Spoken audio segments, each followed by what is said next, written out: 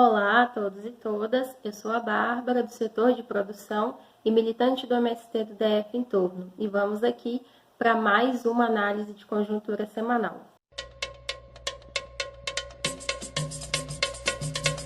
No primeiro bloco, nós queremos conversar sobre o aumento do preço do arroz e de outros alimentos básicos que estão trazendo impactos na vida do povo brasileiro. O preço do feijão já aumentou em média 40% e o preço do leite e do arroz já aumentaram em média 20%.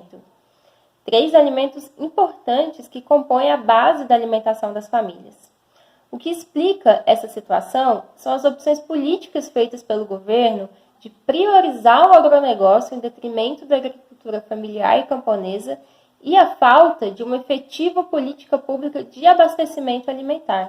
O agronegócio, como nós já sabemos, ele prioriza o lucro e não a produção de comida e nem os interesses do povo. Durante o último período, a área plantada com arroz e feijão, que estão na mesa das famílias todo dia, diminuiu, enquanto a área plantada com soja aumentou, que exemplifica um pouco desse problema que nós estamos vivendo. Outro elemento é que o agronegócio, assim como as grandes empresas atacadistas e varejistas, também monopolizadas, não são comprometidos com um projeto nacional que garanta a soberania. Ou seja, eles baseiam as suas ações onde eles vão ter mais lucro e, por isso, eles ficam especulando sobre o preço dos alimentos. No caso, o aumento do preço do dólar acaba elevando o preço dos produtos para exportação, o que faz com que essas grandes empresas, mesmo sabendo que a maior parte dessa produção é consumida internamente, priorize a exportação desses alimentos, ou seja, eles preferem vender para outros países do que garantir o abastecimento da população. Apenas em agosto, as vendas ao exterior aumentaram cerca de 90% sobre o mesmo período do ano passado.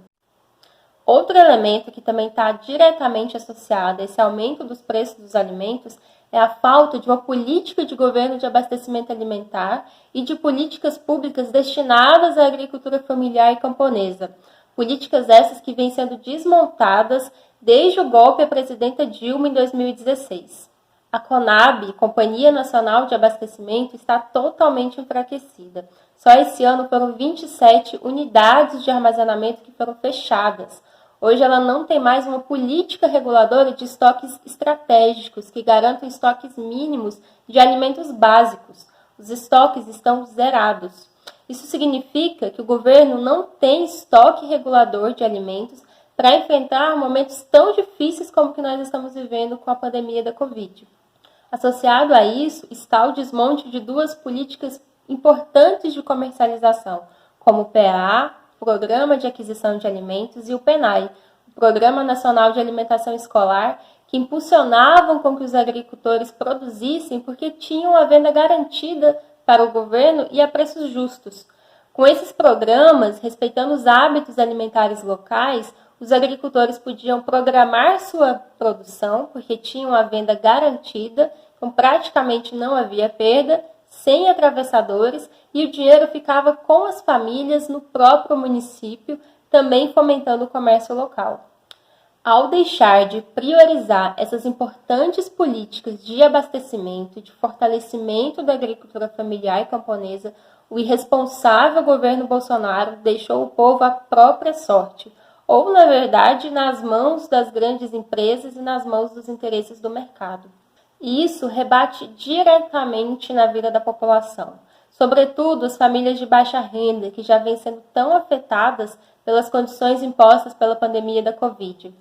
O aumento do preço desses alimentos básicos impacta na renda e, consequentemente, na quantidade de alimentos que essas famílias vão poder comprar e se alimentar, afetando condições de saúde e da garantia de segurança alimentar e nutricional. E nesse sentido, nós reafirmamos que as saídas são pelo fortalecimento de políticas públicas de abastecimento que regulem e gerenciem os estoques desses alimentos básicos, que não deixe que seja o mercado a ditar e regular sobre esses preços desses alimentos.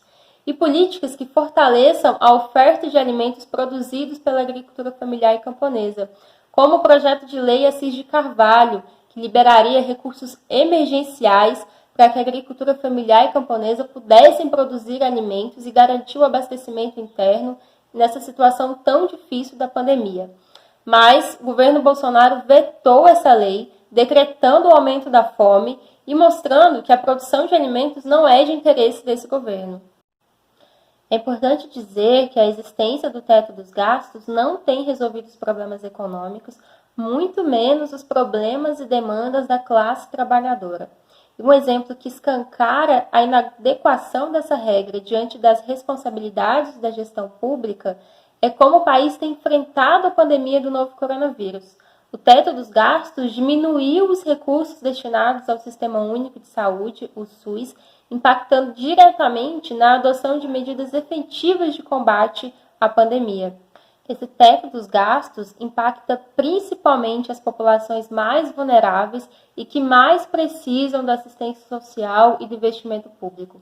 Estamos falando de milhões de pessoas que estão em condições de vulnerabilidade, que estão desamparadas, em um período em que nós estamos vivendo uma crise econômica, com desemprego e com problema de saúde pública. Por isso, a busca por resultados contábeis positivos, onde as contas sejam controladas a qualquer custo, não podem sobrepor aos interesses coletivos e à garantia do bem-estar social mínimo da população. Essas dimensões não podem ser divergentes. A atual conjuntura tem nos mostrado que um país justo, sem desigualdades e com soberania nacional não cabe no teto dos gastos. Como nós já falamos, não investir no mercado interno e não priorizar ações que beneficiem o conjunto do povo é uma política desse governo genocida. E por isso nós precisamos falar sobre a derrubada do teto dos gastos. E o que é isso? Em 2016, o Michel Temer, logo após o golpe à presidenta Dilma, aprovou, junto com o Congresso Nacional, a Emenda Constitucional 95, também chamada de Teto dos Gastos, que criou por 20 anos um limite para o crescimento das despesas vinculado à inflação, com o objetivo de reduzir gastos primários do governo federal. Só que essas despesas estão no centro da manutenção de serviços básicos essenciais para o conjunto da sociedade, como saúde, educação e, inclusive, políticas sociais. Nas condições de profunda desigualdade social que nós temos no Brasil, é dever do Estado prover um sistema público de assistência social que garanta saúde, educação, renda, além de impulsionar a dinâmica econômica que promova a geração de empregos e desenvolvimento econômico no sentido estrutural. Sobre a questão ambiental, nós estamos vendo como as queimadas têm atingido índices alarmantes em todos os biomas brasileiros. São mais de 121 mil quilômetros de área queimada, sendo que os biomas da Amazônia, do Cerrado e do Pantanal são os que têm registrado o maior número de focos de incêndio, mesmo que o governo tente esconder esses números e tente inclusive dizer que essas queimadas não estão ocorrendo. O Brasil é o país que mais preserva o meio ambiente. E alguns não entendem como, né? É o país que mais sofre ataques vindo de fora no tocante ao seu meio ambiente. O Brasil está de parabéns. É importante nós sabermos que as queimadas, elas não estão sozinhas, mas elas são uma etapa da apropriação do capital sobre os bens comuns. As queimadas, elas são reflexo de diversos fatores que atuam em conjunto com o desmatamento ilegal, com o aumento do uso de agrotóxicos, com o aumento da produção de commodities e monocultura, com os empreendimentos hidrelétricos e da mineração e com todas as ameaças aos territórios dos povos camponeses, indígenas e quilombolas. Nesse contexto, o aumento das queimadas está diretamente relacionado com a política ambiental adotada logo após o golpe à presidenta Dilma pelo governo Temer e que foi piorada pelo governo Bolsonaro. Essa política ambiental que estimula os crimes ambientais, incentiva o desmatamento, promove a desregulamentação das legislações ambientais, o sucateamento dos órgãos de controle e de fiscalização e, por outro lado, promove todo o financiamento aos setores do agronegócio que estão diretamente relacionados a esses problemas. Um exemplo dessa política é a não utilização de recursos dos órgãos ambientais responsáveis pelo combate e o controle do desmatamento das queimadas.